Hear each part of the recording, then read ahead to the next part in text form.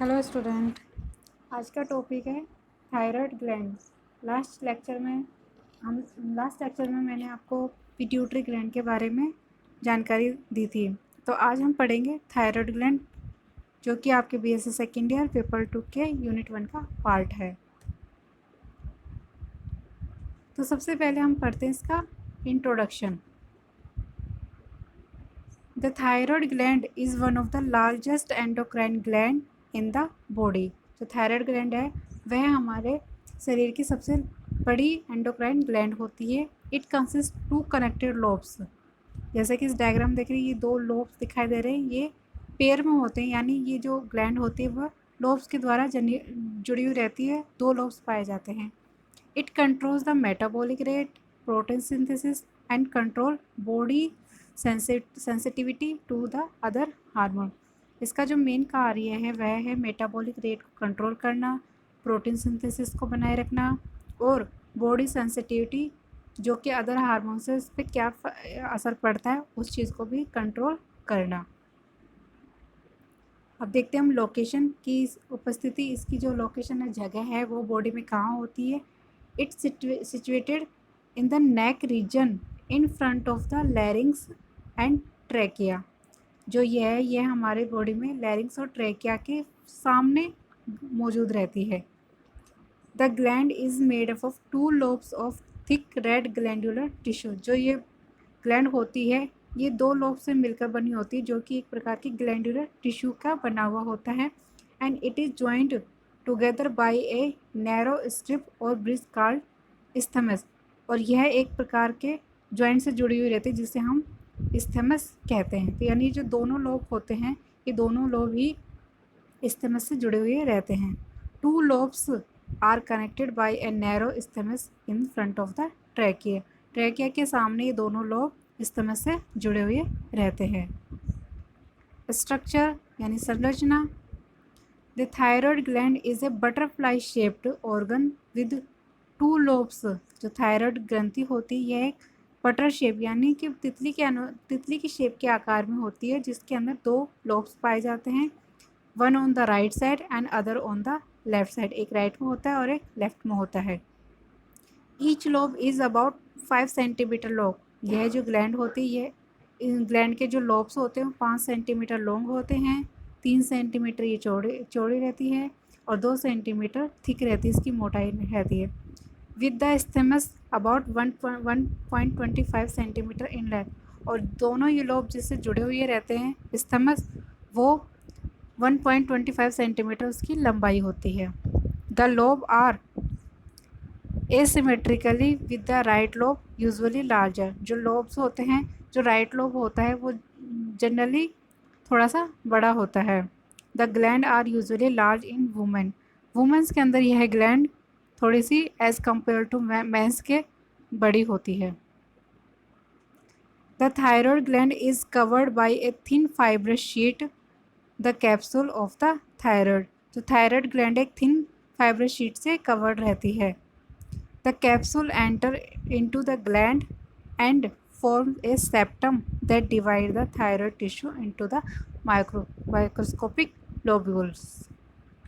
जो कैप्सूल होते हैं वो थायराइड ग्लैंड्स के अंदर एंटर करते हैं और एक सेप्टम बनाते हैं, जो कि सेप्टम थायराइड टिश्यू को बीच में से डिवाइड करता है। अगर हम इसका माइक्रोस्कोपिक स्ट्रक्चर देखें तो इसके अंदर यह स्ट्रक्चर दिखाया गया है। यह मेनली इस थायराइड ग्लैंड में बहुत सारे छोटे छोटे फॉलिकल्स होते हैं, इन फॉलिकल्स में ही हार्मोन्स का फॉर्मेशन होता है। The lobes of the thyroid gland contains many hollow spherical structure called the follicles. इसमें छोटे छोटे फॉलिकल्स दिए हुए हैं, इनको हम फॉलिकल्स बोलते हैं। Which are the functions unit of the thyroid gland, जो कि थायराइड ग्लैंड की कार्यात्मक इकाई होती है। Between the follicle cells are C cells present which secrete calcitonin. इनके बीच में सी सेल्स भी पाई जाती हैं। ये जो बीच में सी सेल्स हैं, सी सेल्स पाई जाती है जिसका कार्य होता है कैल्सिटोनिन को सीक्रेट करना। Each follicle is filled with a thick sticky substance called colloid. इस फॉलिकल के बीच में खाली जगह होती है जिसके अंदर थिक स्टिकी सब्सटेंस भरा रहता है, जिसे कोलाइड कहा जाता है। अब है हार्मोन्स कि इस ग्रंथि से कौन कौन से हार्मोन्स सीक्रेट होते हैं। The thyroid hormone secrete mainly 2 hormones, पहला है T4 हार्मोन और दूसरा है T3 हार्मोन। T4 को थायरोक्सिन बोलते हैं और T3 को ट्राईआयोडोथायरोनिन बोलते हैं। Thyroxine contain 4 atoms of iodine. T4 इसका स्ट्रक्चर होता है, तो यानी इसके अंदर आयोडीन जो है, आयोडीन के 4 एटम्स होते हैं। Triiodothyronine contain 3 atoms of the iodine. Thyroxine is secreted in more amount compare to the triiodothyronine, यानी जो T4 है वो T3 के कंपैरिजन में ज़्यादा सिक्रेट होता है। T3 is more efficient then the thyroxine. T3 की जो एफिशिएंसी है वो T4 के कंपैरिजन में बहुत ज़्यादा होती है। हार्मोनल फंक्शंस, फर्स्ट है regulation of basal metabolic rate and intake of the oxygen. यह मेनली जो बॉडी की बेसल मेटाबॉलिक एक्टिविटी होती है उसको रेगुलेट करता है। Second, regulation of cellular metabolism, body के अंदर जो सेल्स का मेटाबॉलिज्म होता है उसको भी रेगुलेट करता है। जैसे कि किस तरह से करता है, पहला है stimulate synthesis of the protein, protein बनाने की प्रक्रिया को स्टिमुलेट करना। It increases the breakdown of the lipid, वसा को टुकड़ों में तोड़ना जिसके जो इंक्रीज होती है। एंड लोअर कोलेस्ट्रॉल लेवल, और कोलेस्ट्रॉल के लेवल को कम करना। तीसरा फंक्शन है regulation of growth and development, यानी कि शरीर की हाइट और विकास का भी कार्य करता है, जो कि किस तरह से होता है, जिसमें पहला है help in the normal development of nervous system, brain and reproductive organ. Regulation of growth and development यानी कि वृद्धि और विकास में किस तरह से हेल्प करता है। पहले तो ये नर्वस सिस्टम के डेवलपमेंट को, ब्रेन के और रिप्रोडक्टिव ऑर्गन के नॉर्मल डेवलपमेंट में हेल्प करता है। अब हम देखते हैं कि जो ये हार्मोन है इसके कभी कभी ज़्यादा सीक्रेट हो जाता है और कभी कभी कम भी सीक्रेट हो जाते हैं, जिसकी वजह से बॉडी पे इसके अलग अलग प्रभाव दिखाई देते हैं। तो पहला है हाइपर सीक्रेशन और दूसरा है हाइपो। हाइपर का मतलब अधिक और हाइपो का मतलब कम।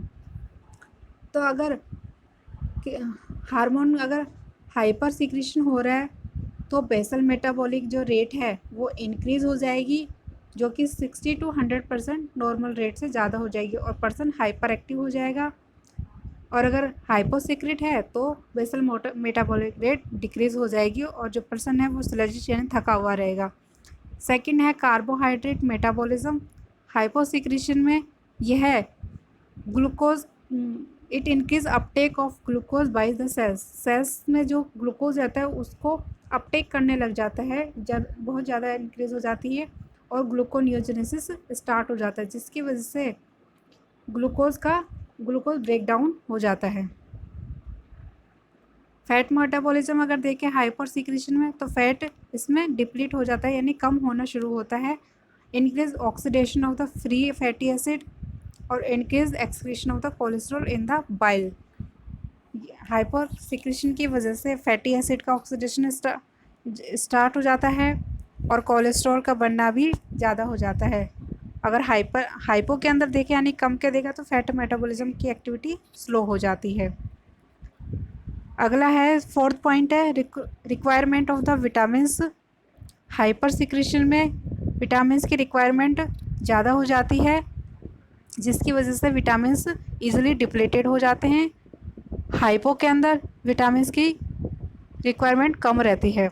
बॉडी वेट, हाइपर सीक्रेशन में बॉडी वेट नॉर्मली डिक्रीज़ होता है। ये सबसे मेन इम्पॉर्टेंट बात है कि जब हार्मोन्स अधिकता सीक्रेट होता है तो बॉडी वेट कम होना स्टार्ट हो जाता है और हाइपो के अंदर बॉडी वेट इंक्रीज होता है।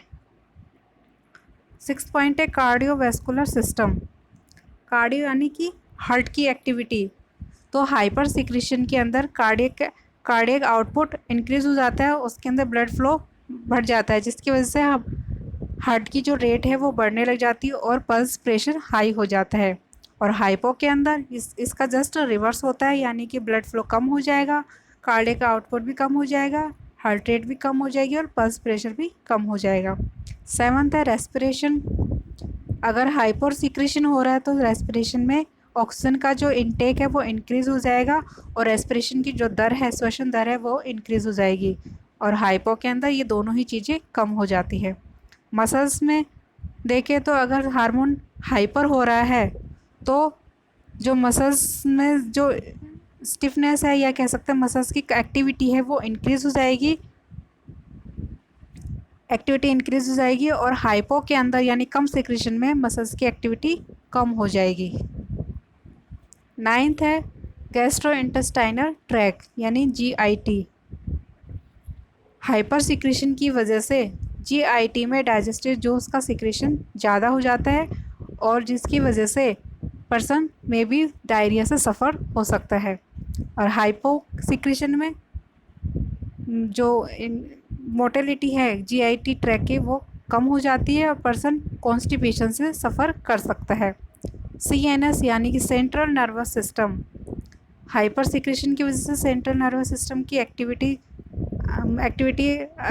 इंक्रीज हो जाती है और पर्सन एंजाइटी से सफ़र कर सकता है, यानी वो हर वक्त बेचैन रहता है।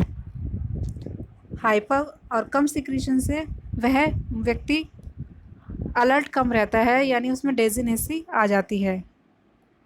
Endocrine glands 11th point. Thyroid hyper secretion में हम देखते हैं thyroid gland stimulate the secretion of other endocrine gland because they create a need for their other hormone such as insulin, parathyroid hormone और ग्लूकोकॉर्टिकॉइड हार्मोन। हाइपर की वजह से यह other hormones को भी स्टिमुलेट कर देता है, जैसे कि इंसुलिन, पैराथायरॉयड हार्मोन और ग्लूकोकॉर्टिकॉइड। और हाइपो सिक्रेशन की वजह से यह कोई भी दूसरे एंडोक्राइन ग्लैंड को स्टिमुलेशन नहीं देता है, जिसकी वजह से उनका हार्मोन सिक्रेशन भी कम हो जाता है। सेक्सुअल फंक्शन इसमें देखें तो हाइपर सिक्रेशन की वजह से मेंस में increase libido but excess can lead into important, और इन वुमेन में देयर इज ओलिगोमेनोरिया और रिड्यूस्ड ब्लीडिंग। हाइपो सिक्रेशन में देखें तो man there is a less loss of libido और वुमेन्स में loss of libido, excessive bleeding और frequent menstruation bleeding. Last है 13 स्लीप। हाइपर सिक्रेशन की वजह से व्यक्ति को टायर्ड फील होता है, जिसकी वजह से उसको स्लीप नहीं आती है और हाइपर की वजह से ज़रूरत से ज़्यादा उसको व्यक्ति को नींद आ सकती है, यानी वो 12 से 14 घंटे पर डे उसके अंदर वो सोने की कोशिश करता है।